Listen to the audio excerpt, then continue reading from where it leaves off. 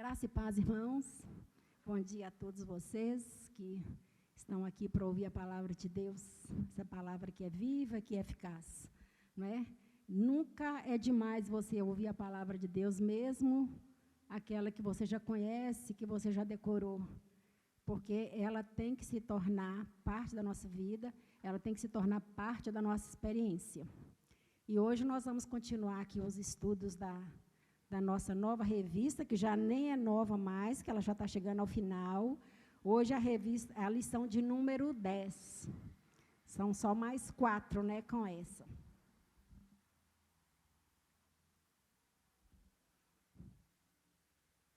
É muita coisa, né, gente, para esse púlpito pequenininho aqui. É o seguinte, hoje o nosso assunto é Elias, um profeta movido pela fé. Elias foi um profeta, né, um grande profeta do Antigo Testamento. E o que era mesmo um profeta?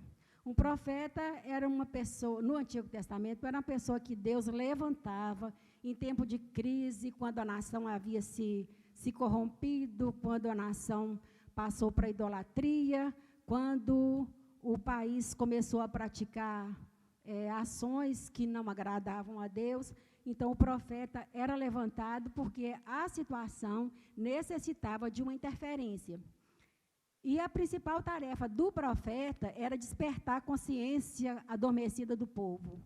Ela repreendia os atos do povo, repreendia os malfeitores, ela repreendia a iniquidade, denunciava a iniquidade e clamava para que os homens voltassem ao Senhor.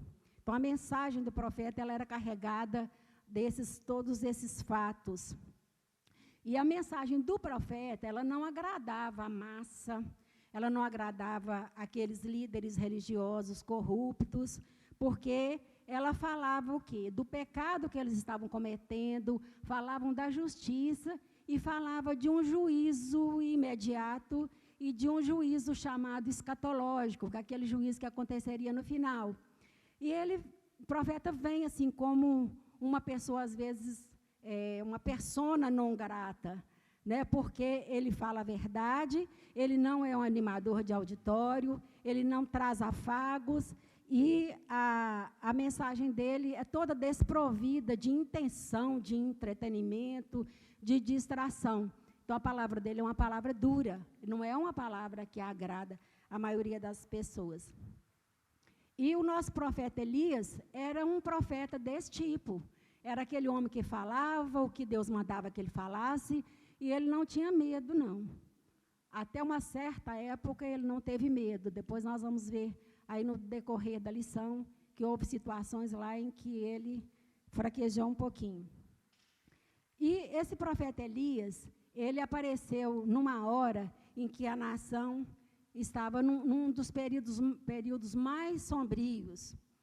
O povo de Deus estava assim, numa situação deplorável.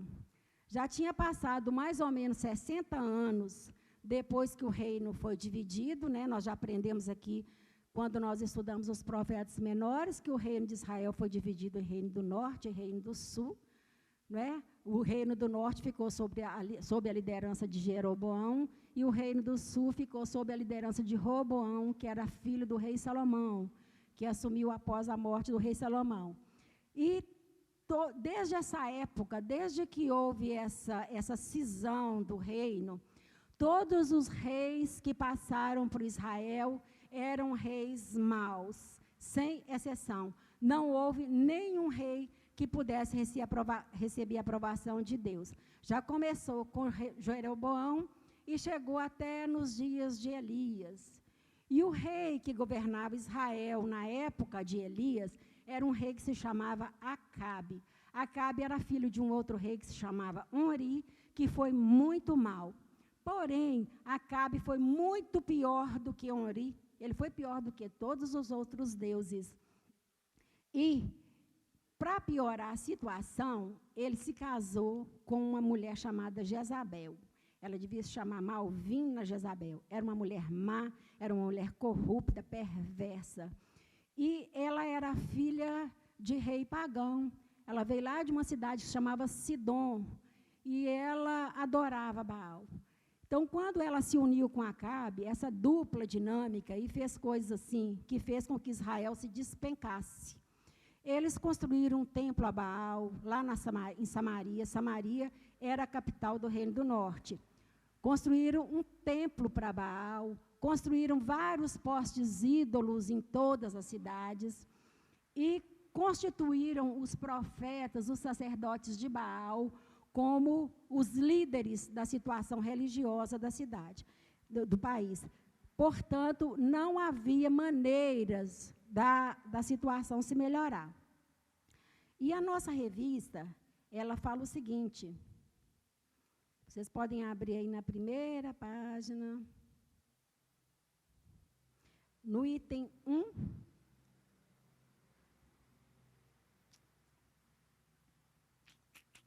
não, na palavra introdutória. Eu gostaria de ler, alguém pode dar o microfone ali para Márcia? Mulher chama mulher para ler. Né, Márcia? Márcia é minha assistente. Vamos ler a palavra introdutória, todos juntos com a Márcia? O profeta Elias. Palavra introdutória. O profeta Elias é uma figura importante no Antigo Testamento e talvez o profeta mais importante da Antiga Aliança. João Batista veio na mesma unção e poder de Elias. Alguns chegaram a pensar que ele fosse o Elias prometido. Elias estava com Moisés e Jesus no Monte da Transfiguração. Há uma linha teológica que diz ser Elias uma das duas testemunhas citadas em Apocalipse 11, 1 a 14. Elias não era um pregador refinado como Isaías ou Jeremias. Era um reformador rude, que desafiou o povo a abandonar sua vida pecaminosa e voltar-se para o Senhor. Em seu ministério, não apenas mostrou que o Senhor é o único Deus verdadeiro, como também chamou Israel de volta à aliança com o soberano. Um dos problemas maiores do Acabe, aqui nesse contexto de denúncia de Elias, é que Acabe, intencionalmente, ele ofendia o rei de Israel. Ele ofendia porque ele queria ofender, não é porque ele não sabia que ele tinha desconhecimento, não. Né? Então, por isso que a situação ficou pior. E nesse ponto aqui, nós vamos ler nosso texto básico, porque o texto básico, por si só, ele já explica muita coisa. Eu gostaria que os homens lessem o nosso primeiro trecho, que é de 1 Reis 17, de 1 a 9, e as mulheres lessem a segunda parte, que é o 2 Reis 17, 14 a 16. Vamos lá? Começando, homens. Então Elias, o tesbita dos moradores de Gileade, disse a Acabe: tão certo como vive o Senhor, Deus de Israel, perante cuja face estou, nem orvalho nem chuva haverá nesses anos, segundo a minha palavra. Veio-lhe a palavra do Senhor, dizendo: retira-te daqui, vai para o lado oriental e esconde-te junto à torrente de Querite, fronteira ao Jordão. Beberás da torrente, e ordenei aos corvos que ali mesmo te sustentem. Foi, pois, e fez segundo a palavra do Senhor. Retirou-se e habitou junto à torrente de Querite, fronteira ao Jordão. Os corvos lhe traziam pela manhã pão e carne, como também pão e carne ao anoitecer, e bebia da torrente. Mas, passados dias, a torrente secou, porque não chovia sobre a terra. Então lhe veio a palavra do Senhor, dizendo: dispõe-te e vai a Serepta, que pertence a Sidom, e demora-te ali, onde ordenei a uma mulher viúva que te dê comida. Mulheres, vamos fazer bonito? Ler todo mundo junto com a Márcia? Com o peito assim, bem estufado. Porque assim diz o Senhor, Deus de Israel: a farinha da tua panela não se acabará, e o azeite da tua botija não faltará, até ao dia em que o Senhor fizer chover sobre a terra. Foi ela e fez segundo a palavra de Elias. Assim comeram ele, ela e a sua casa muitos dias. Da panela a farinha não se acabou, e da botija o azeite não faltou, segundo a palavra do Senhor, por intermédio de Elias. Amém. Na nossa revista, e logo abaixo dessa figurinha, tem uma aplicação. Né? Diz assim: Elias foi um profeta levantado por Deus para confrontar Israel por causa do seu encanto com Baal. O profeta dizia que, caso não houvesse arrependimento, Deus traria juízo sobre a terra.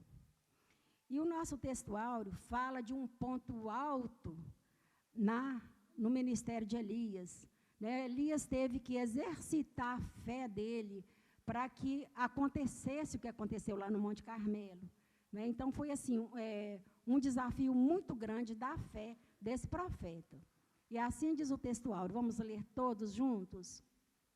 Então caiu o fogo do Senhor e consumiu o holocausto, a lenha, as pedras e a terra, e ainda lambeu a água que estava na vala.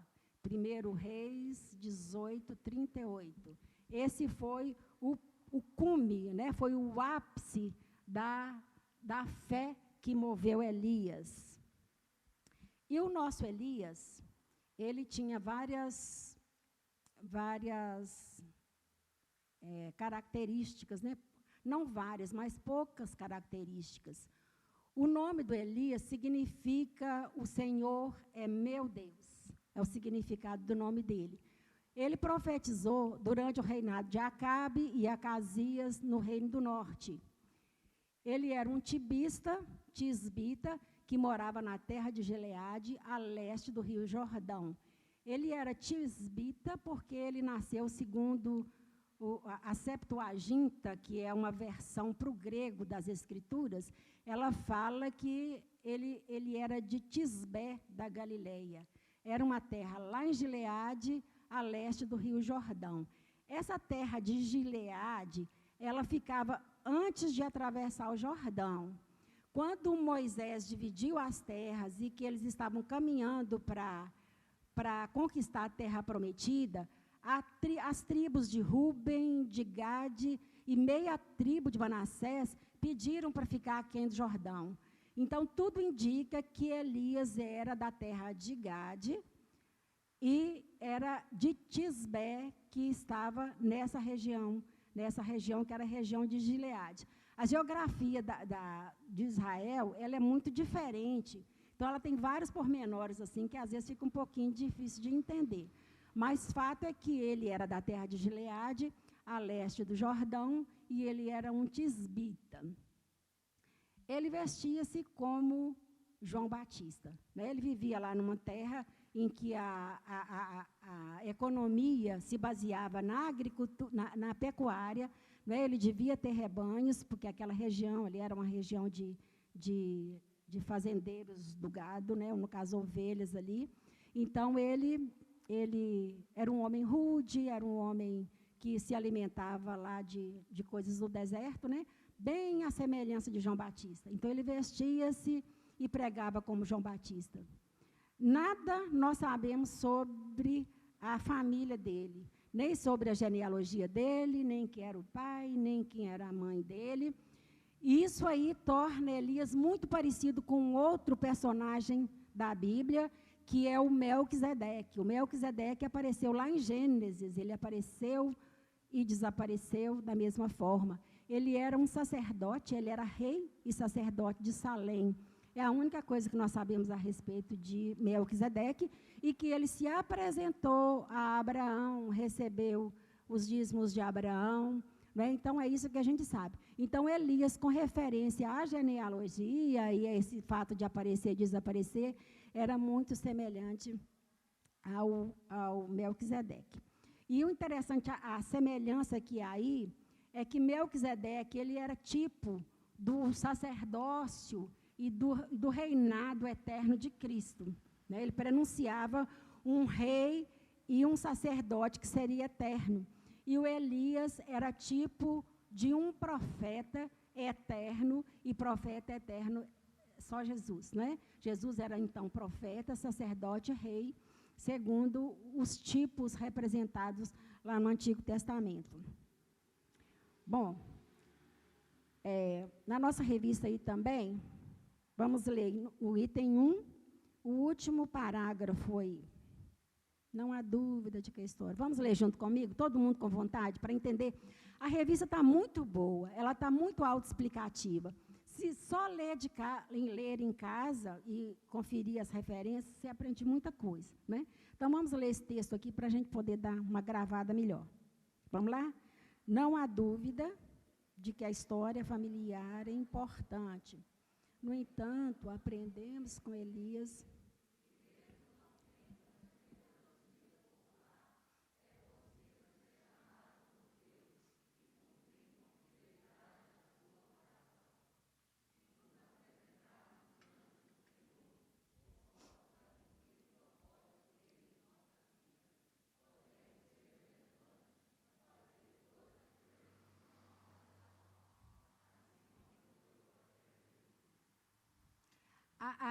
A responsabilidade do nosso insucesso não pode ser atribuída à nossa família. A nossa família, né, a nossa genealogia, a nossa história familiar, não pode nos atrapalhar de fazer aquilo que tem que ser feito da maneira correta.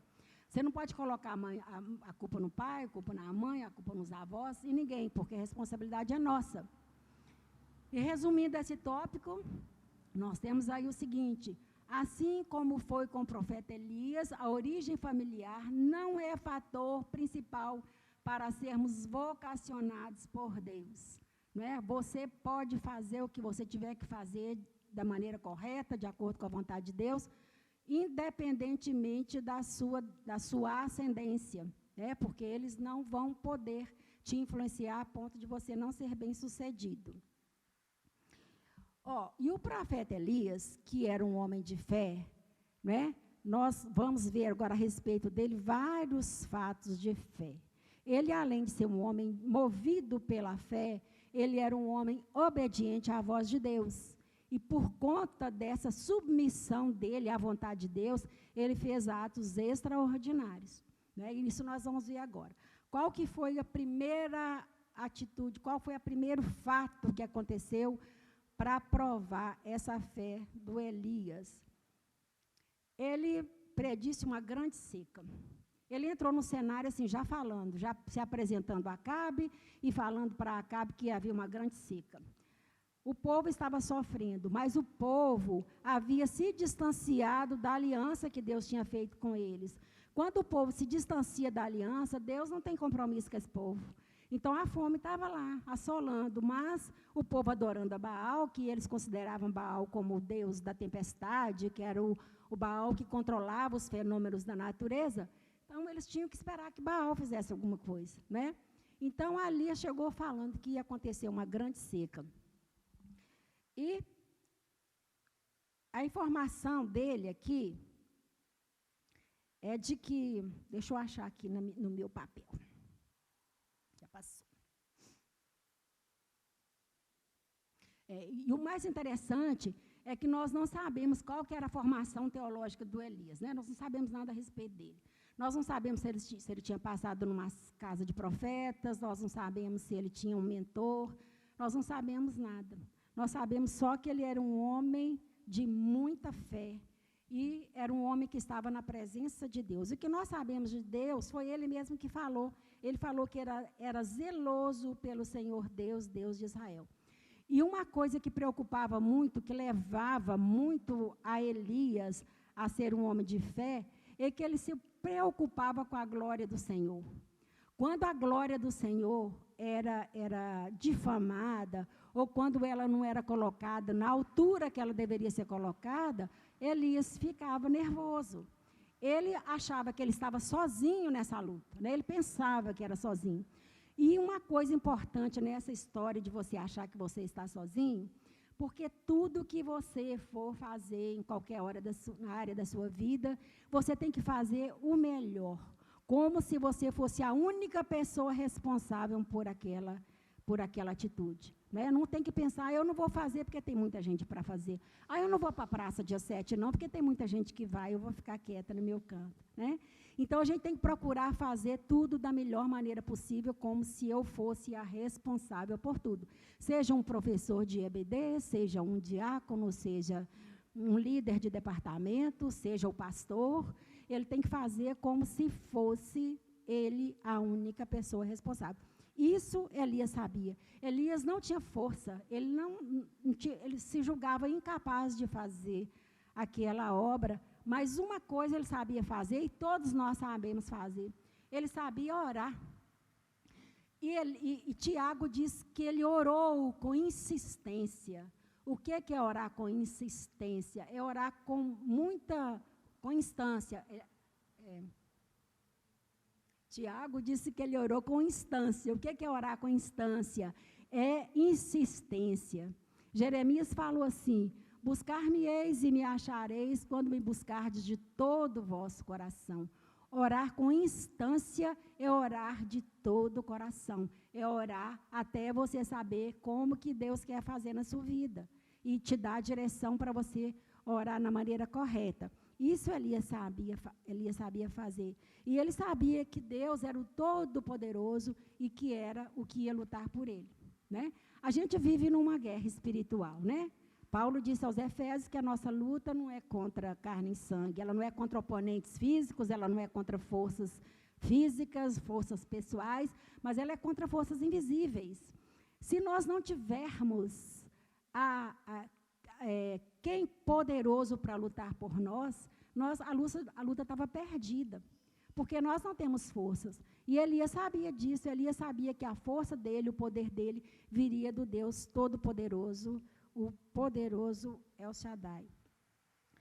Pronto. Então, quando Elias predisse uma grande seca, ele estava falando o seguinte, que o Deus, através daquela grande seca, o Deus chamado Deus da tempestade, ia provar que não era um Deus que controlava os fenômenos da natureza. Era esse o objetivo, era Deus desbancar Baal, né? Não porque Baal fosse poderoso, mas diante do povo. Porque é interessante uma coisa, quando Deus manda o vento, a tempestade, o fogo, os vermes, a mula, quando Deus manda, até o diabo obedece. Mas a única categoria que não obedece a Deus, que ouve e não obedece, é o homem. O homem é contumaz, o homem é teimoso, o homem raciocina muito, e o homem tem muita facilidade de não obedecer a Deus. Toda a natureza está sob o controle dele, todas as coisas estão sob o controle dele. E o homem insiste em ser desobediente. Então, Elias falou para Acabe que não ia cair chuva e nem orvalho. Ia ser seca total mesmo, né? Uma terra ia ser sequinha daquele jeito ali. Era isso que ia acontecer. E a seca durou até quando o Senhor mandou. Quando o Senhor falou, para agora eu vou mandar chuva, mandou chuva. Mas até aí, então, houve pura seca. Alguém quer falar alguma coisa? Completar aqui? Não, pode ser um sexo masculino também, não tem problema, não. É mais teimoso que a mulher, você sabe, né? Pronto, é o homem, o ser humano, viu, gente? Não é o homem macho, não. Pronto. E aí, o que aconteceu? Depois que Elias anunciou essa seca, ele tinha que correr de Jezabel de Acabe, né? Porque aí ele poderia apanhar. E Deus providenciou para ele um lugar lá junto às torrentes de Querite, era um ribeiro de Querite. Aí ele foi lá para as margens desse rio. E ele ficou ali, e era alimentado por corvos. Os corvos traziam alimento para ele, traziam pão e carne, de manhã e à tarde. E ele bebia das águas da torrente, né? Então, ele estava bem hidratado ali. E uma coisa que eu já ouvi, pastor André, eu não sei se procede, é que os corvos traziam esses alimentos da mesa do Acabe. Já trazia a carne preparada, o pão fresquinho, colocava lá para o Elias comer. É até bom pensar que era assim, né, gente? Porque a verdade é que esse Acabe não era flor que se cheirasse, não. Então, quando Elias se apresentou lá ao Acabe, As chuvas já tinham começado, já tinha uns 6 meses que estava acontecendo a chuva. Aí ele fala que Deus vai paralisar a chuva por mais 3 anos, isso aí foi uma coisa assim terrível, né? E Deus estava ali tratando com aquele povo, eles não estavam entendendo. E o Elias ficou ali, e sendo alimentado e bebendo daquela água. Até que a seca ficou muito forte e o ribeiro secou. Sem água é impossível. Sem água é impossível sobreviver. Eu conheço pessoas, eu nunca fiz isso não, que jejuam assim num período muito prolongado, 3 dias, 4 dias, mas elas têm que tomar um pouquinho de água, porque senão ficam com deficiência lá no organismo delas, né? E essas pessoas têm assim grandes vitórias na área espiritual, porque elas se dedicam a Deus mesmo e elas só querem Deus, só querem fazer a vontade de Deus. Pois é. Aí, Deus cuidou de Elias dessa forma, até que o ribeiro secou. Quando o ribeiro secou, Deus mandou que Elias fosse para uma outra cidade, uma cidade chamada Sarepta. Lá em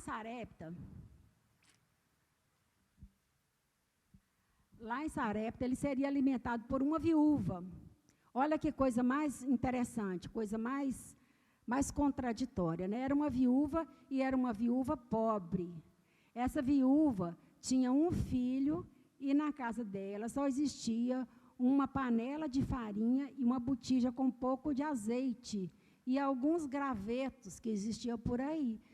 E ela, com aquela farinha e com aquele azeite, ela ia fazer ali um angu, né? Uma comida para que eles comessem e depois morressem. E Elias chega lá com toda a arrogância, né? Arrogância entre aspas, e pede para ela fazer um bolo para ele. Aí, o que ela ia fazer, né? Ela falou, só tem isso aqui, nós já vamos morrer mesmo, então vamos fazer essa comida para Elias. Fez o primeiro bolo e deu para Elias. Aí Elias profetizou para ela que nunca faltaria azeite na botija dela e nem trigo na panela dela, até que a seca passasse. Isso aconteceu porque o homem de Deus, movido pela fé, profetizou e Deus honrou aquela profecia dele, porque ele estava profetizando de acordo com a vontade de Deus, né? Profecia não é apenas um desejo, é você falar alguma coisa que Deus coloca na sua mente para você falar, né? Aí você profetiza mesmo em nome de Deus. E essa profecia se cumpre, né? Essa que Deus manda falar, aí ela vai se cumprir assim, inquestionavelmente, né? E o interessante é que ele mandou que Elias fosse habitar na terra de Sarepta, que era lá em Sidom. E Sidom era a terra natal de Jezabel. Aí o pastor André escreveu assim: Deus proveu refúgio para o profeta na terra natal de Jezabel. É uma coisa incrível, né? A própria terra de Jezabel provendo suprimento, provendo vida para o inimigo de Jezabel. Bom, então, o que aconteceu depois disso? Então, aquela família ficou suprida ali até o final da seca. Mas aconteceu um outro fato muito interessante nessa família. O filho da viúva morreu. Ah, meu Deus do céu, e agora? Né? Que choradeira, o menino morreu. E o Elias ficou apavorado com aquele negócio. Como é que vai ser isso aqui agora? Deus me trouxe para aqui, para ser sustentado por essa mulher, providenciou comida para ela, agora me leva o filho? Aí ele falou assim: ó Senhor, meu Deus, também até a esta viúva com quem me hospedo afligiste, matando-lhe o filho. Até isso, Senhor, agora. O Senhor já me fez passar por tanta coisa, agora até essa mulher que me hospedou, ela vai passar por isso? Aí Elias pediu o filho, abraçou o filho, levou o filho para o quarto do profeta, viu, Cris? Ele pegou o filho e levou para o quarto do profeta dele, e lá nesse quarto, ele deitou sobre a criança 3 vezes, numa identificação total com aquela criança. Isso é muito importante na hora que você vai interceder por alguém. A sua oração vai ser muito mais eficaz se você se mover de íntima compaixão por aquela pessoa. É o que é chamado aí de empatia, é você assumir o lugar da outra pessoa. E Elias teve empatia com aquela viúva e com o filho dela. Elias deitou 3 vezes sobre ele e o menino reviveu. Isso também nos mostra que nós temos que ter persistência na oração.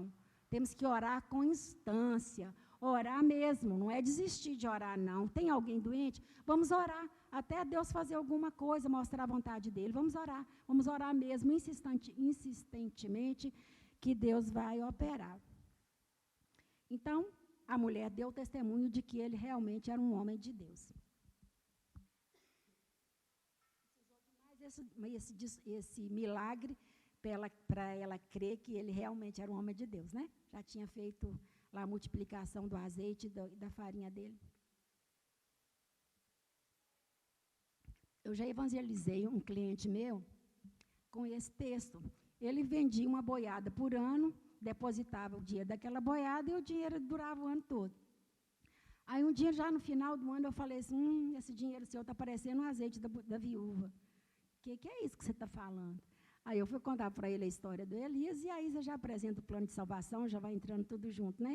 Ele achou muito interessante. Eu falei, seu dinheiro é igual o azeite da viúva e a farinha da panela da viúva.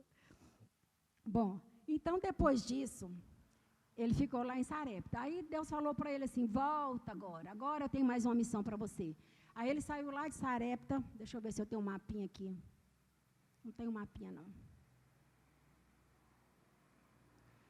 Ele saiu lá de Sarepta e voltou para Jezreel, né? Lá em Jezreel, ele foi para o Monte Carmelo, para desafiar os profetas de Baal. E o interessante para a gente analisar nesse ponto aqui, é que Elias vivia completamente de acordo com a vontade de Deus, com a agenda de Deus. Deus falava, vai, ele ia, volta, ele volta, aparece, desaparece, né? Ele sempre obedecia a Deus. Aí Deus mandou que ele voltasse para lá. Volta lá na cidade de Jezreel, que eu ainda tenho uma obra muito grande para você fazer. E aí, o que aconteceu lá no Jezreel? Após aqueles 3 anos que Elias passou lá com a viúva de Sarepta, ele usou todo aquele conhecimento e todo aquele poder que Deus tinha passado para ele, para usar num dia só. Num dia lá no Monte Carmelo. Alguém quer falar aí alguma coisa? Pode falar, gente, é uma escola, é uma aula, completar. Não? Ninguém? Tá bom, para frente então. Porque às vezes eu vou falando demais, eu esqueço que eu estou falando muito, né? Pode me interromper. E aí, além de desafiar os 450 profetas lá no Carmelo, na verdade, ele não enfrentou 450 profetas de Baal. Ele enfrentou 450 profetas de Baal e 400 profetas de Azera. Azera era o feminino de Baal. Não sei se era esposa de Baal, porque é um Deus que nem existe, ele não pode ter uma esposa que também não existe, né? Mas é Azera ou Azerá, tinha 400 profetas também. Então, na verdade, ele enfrentou 850 profetas falsos, profetas pagãos. E ele enfrentou também o povo. Ele falou para o povo assim, até quando que vocês vão cochear entre 2 pensamentos? A tradução bíblica, King James, ela fala que é assim esse versículo. Até quando ficareis estacionados entre 2 possibilidades? Eles tinham 2 possibilidades.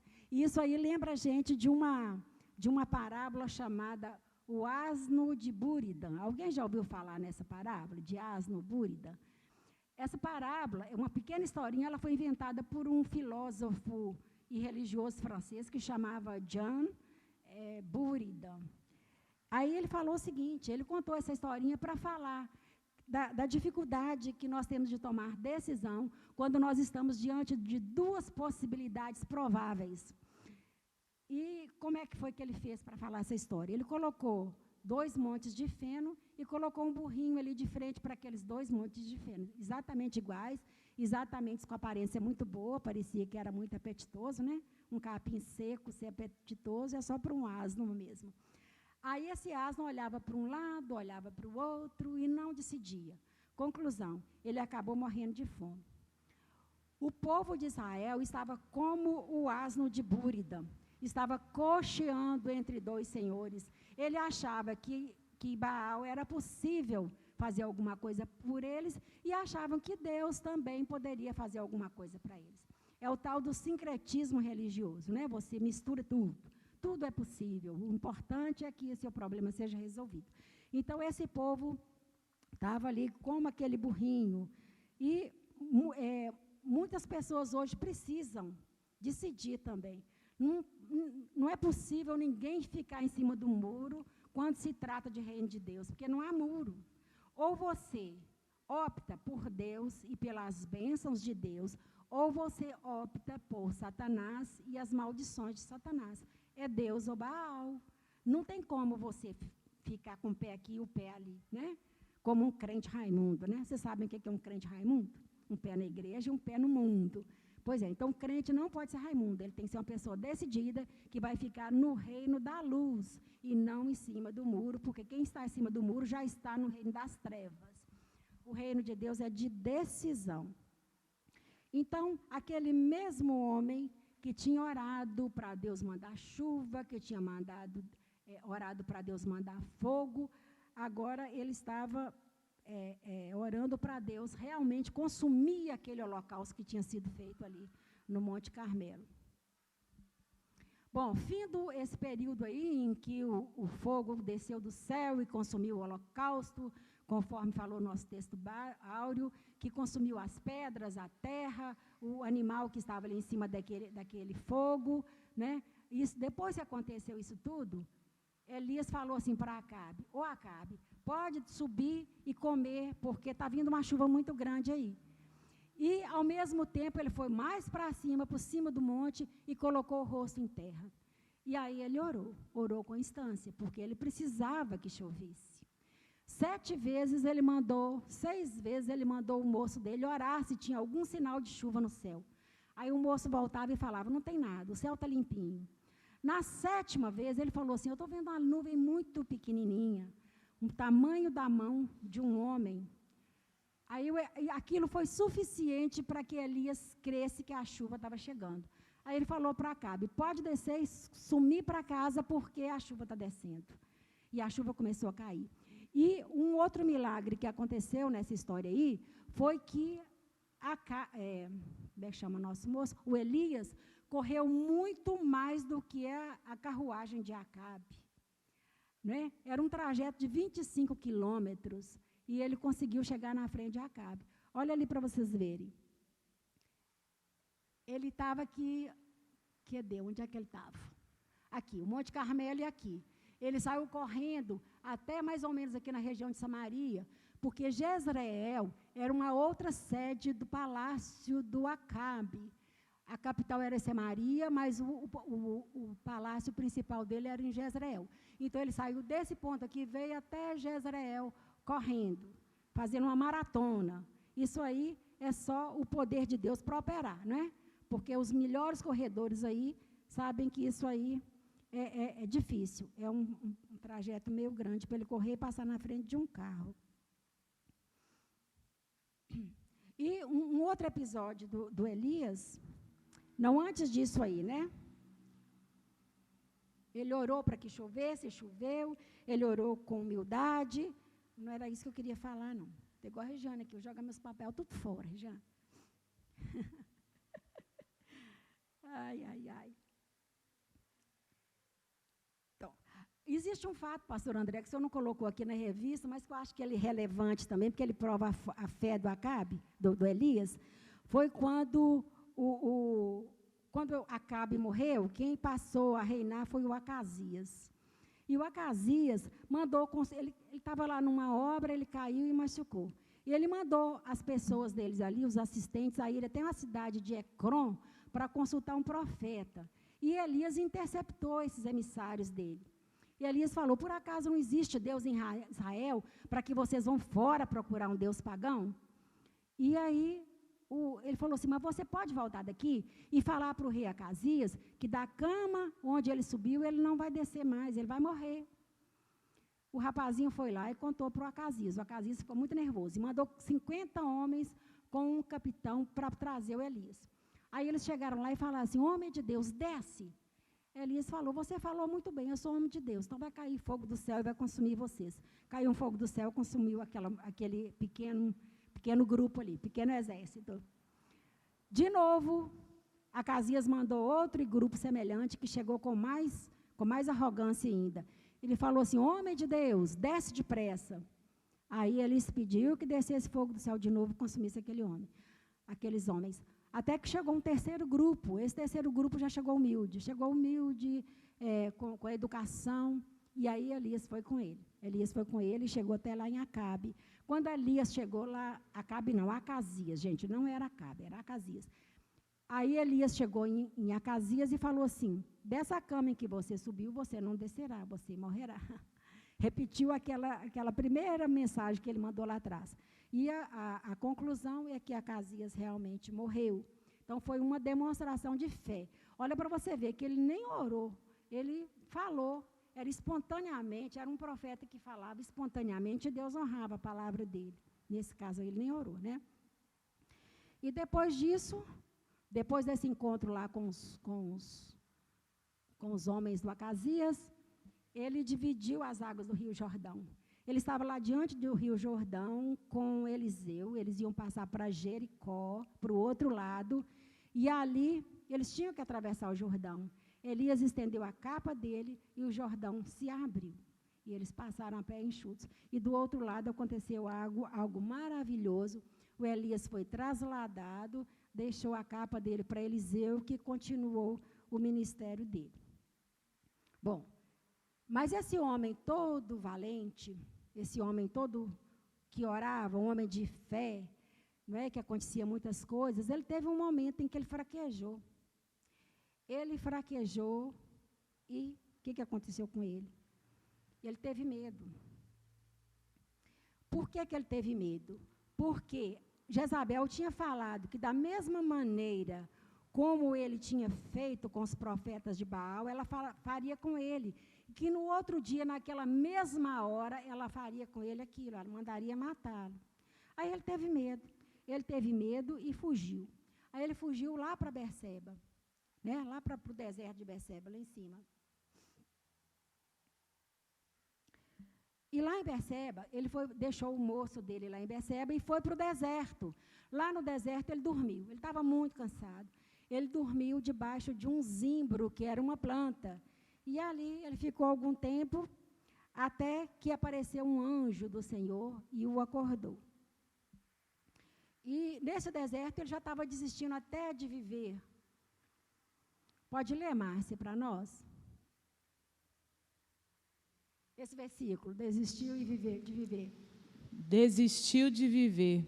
Ele mesmo, porém, se foi ao deserto, caminho de um dia, e veio e se assentou debaixo de um zimbro, e pediu para si a morte, e disse, basta, toma agora, ó Senhor, a minha alma, pois não sou melhor do que meus pais. Pois é, então ele teve medo, fugiu, desistiu de viver, e ficou todo com toda a autopiedade.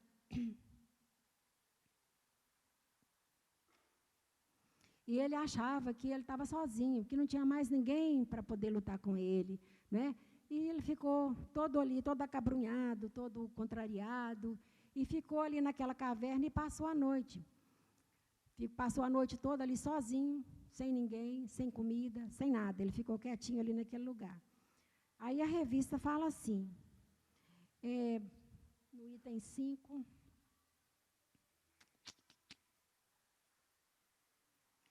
Item 5 do tópico 3.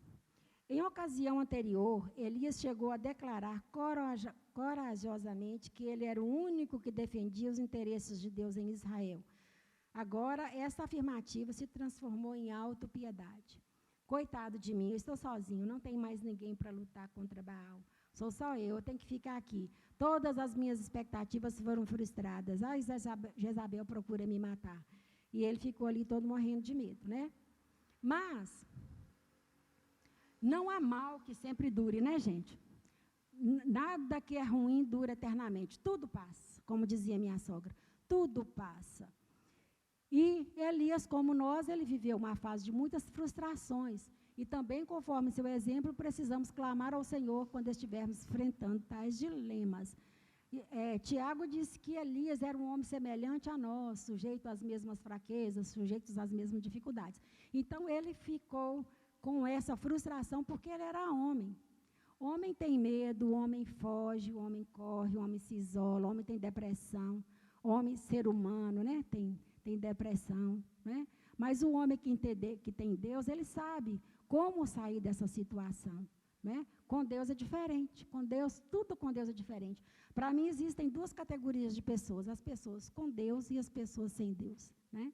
Quem tem Deus tem tudo, quem não tem, não tem nada. Pode ter todas as posses do mundo, mas ele é considerado um pobre. E aí Deus começou então o quê? A tratar o Elias, chegou a hora de tratar. Então, o que Deus fez com ele? Deus chegou lá naquela caverna e falou com ele o seguinte, antes, né, lá, quando ele estava lá em Berseba, ele falou assim, levante-se e coma. Quando ele estava dormindo debaixo de um zimbro, cansado ali, né, Deus mandou. Então, enquanto ele dormia, o anjo preparou uma refeição para ele. Tinha pão fresco e água na cabeceira dele. Ele comeu, bebeu e tornou a dormir. Aí o anjo voltou e falou, olha, come de novo, porque agora você vai fazer uma jornada longa. Então, com a força dessa comida, você vai caminhar. Você vai caminhar 400 quilômetros até Carmelo. Esqueci o nome dos montes. Foi lá no princípio, né, quando ele voltaria para o Carmelo. E aí, quando ele, na segunda etapa, quando ele está lá na caverna do Monte Horebe, o anjo chegou e falou para ele assim, o que fazes aqui? Olha que interessante que o escritor colocou aqui na revista.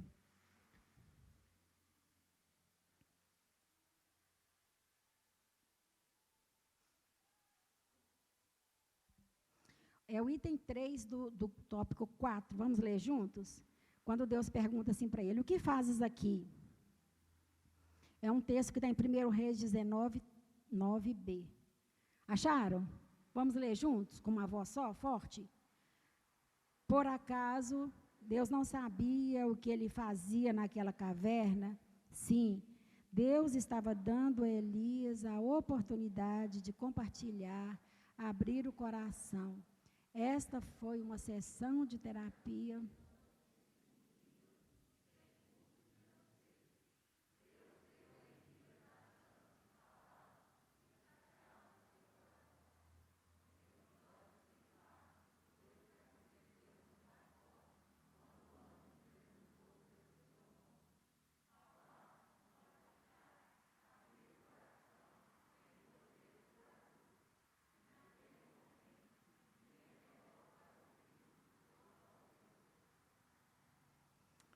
Gente, quando você tem um pecado e que você não confessa aquele pecado, você adoece. O salmista falou no Salmo 32, 3 assim, enquanto calei os meus pecados, envelheceram os meus ossos pelos meus constantes gemidos todo dia. Então, falar realmente liberta. Falar por alguém que tem autoridade espiritual sobre você, para orar sobre você, para fechar todas as legalidades, né? Então, o negócio é falar. Não adianta você chegar aqui para alguém da clínica de libertação e pedir uma oração porque você quer libertação. E não abrir o coração. E não falar o que te aflige. Você tem que falar. A partir do momento que você fala, e começa o seu processo de libertação. E Elias falou. Olha o que Elias falou. Ele abriu o coração. Então ele falou, tenho sido zeloso pelo Senhor, Deus dos exércitos. Os filhos de Israel deixaram a tua aliança, eles derrubaram os teus altares, eles mataram teus profetas à espada. Eu fiquei só, procuram tirar minha vida.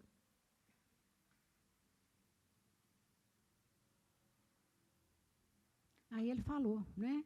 Então, enquanto ele falou, Deus depois que ele falou, que ele abriu o coração, Deus começou a restaurar o mesmo, a levantá-lo. E Deus usou uma maneira muito didática para falar com ele. Ele estava lá na caverna e Deus mandou um vento muito forte. O vento passou na porta da caverna e ele não ouviu a voz de Deus no vento. mandou um fogo, mandou um terremoto, e Elias estava tão agitado interiormente, ele estava tão atribulado, que ele não conseguiu ouvir a voz de Deus nesse barulho todo. Ele já estava acostumado com barulho, já tinha visto chuva forte, fogo cair do céu, mulher chorando porque o filho morreu, aquele esforço para o filho ser ressuscitado, ele estava muito agitado. Ele só foi entender a voz de Deus quando Deus mandou um cicio tranquilo e suave. Era uma brisa suave. Ali ele ouviu a voz de Deus. Tem hora que a gente está tão acelerado, tão agitado, que a gente não consegue ouvir Deus falando. Quando ele vem com aquela voz mansa e suave, aí nós entendemos a voz dele. Uma vez eu estava numa pequena viagem com a minha nora e 2 filhas de uma minha irmã. E essas meninas estavam pegando dentro do carro. Naquela gritaiada, aquela choradeira, e estava passando uma música mais agitada. Aí a Miriam mudou a música, colocou a música mais calma. E ela falou para as meninas assim, deixa a música entrar no seu coração, deixa entrar na sua mente. Aí ela fez esse trabalho com as meninas acalmaram e tudo passou. Com Elias aconteceu isso. Nada mostrava para ele a voz de Deus, somente naquela tranquilidade, que era o que ele precisava naquela hora. E aí, Deus então preparou Elias para ele voltar ao caminho dele.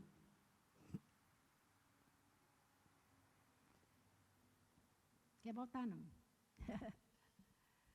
Tá bom. Aí Deus preparou, porque ele tinha outras tarefas para cumprir. O ministério dele não tinha acabado ainda, não. Ele tinha que ungir 2 reis e tinha que ungir Eliseu como sucessor dele, como profeta.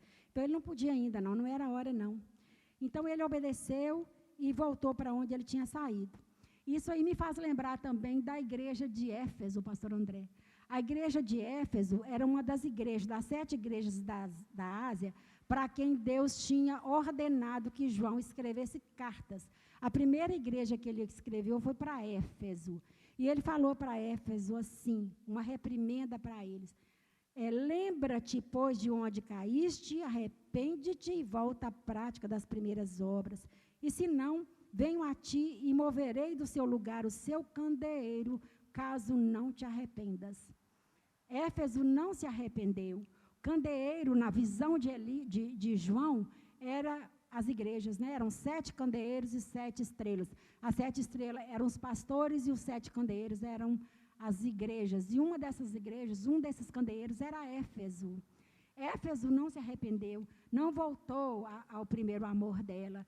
O que aconteceu? Hoje não existe mais igreja de Éfeso. Onde era a igreja de Éfeso, o templo de Éfeso, lá onde a igreja de Éfeso se reunia, hoje são ruínas. Ela acabou completamente, não existe mais. Então, é isso. Quando você não obedece à voz de Deus, quando você não volta a praticar as boas obras, depois de um certo desvio, você corre o risco de um juízo terrível, né? Aqui na revista também, por mim, eu leria a revista todinha. No item 5, na volta pelo teu caminho, vamos ler juntos? Na página 52. Acharam? Vamos lá? Nesse ponto, Deus estava dando a Elias a oportunidade do recomeço. O Senhor não disse que o profeta deveria pegar um atalho ou começar por novo caminho ou uma nova direção profética. Nada disso. A ordem que ele deveria retornar pelo seu caminho. Elias acabou desistindo de si mesmo. No entanto, Deus não desistiu de Elias. Deus não levou em consideração a fraqueza da sua humanidade. O Criador não desiste de nós, apesar das nossas fragilidades. Eu gostei muito dessa última frase. O Criador não desiste de nós, apesar das nossas fragilidades. Isso aqui é uma certeza de que você pode contar com Deus em qualquer situação. E aí, no final da história, aqui na volta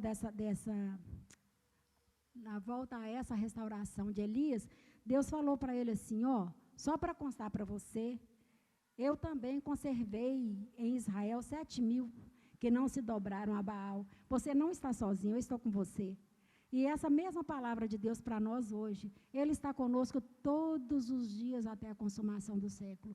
Compete a nós cumprir a nossa parte na aliança que nós temos com Ele, para que a gente veja coisas grandes acontecerem. Coisas grandes aconteceram na época de Elias, coisas grandes estão acontecendo nos nossos dias e coisas grandes vão acontecer neste lugar e na nossa vida. Amém?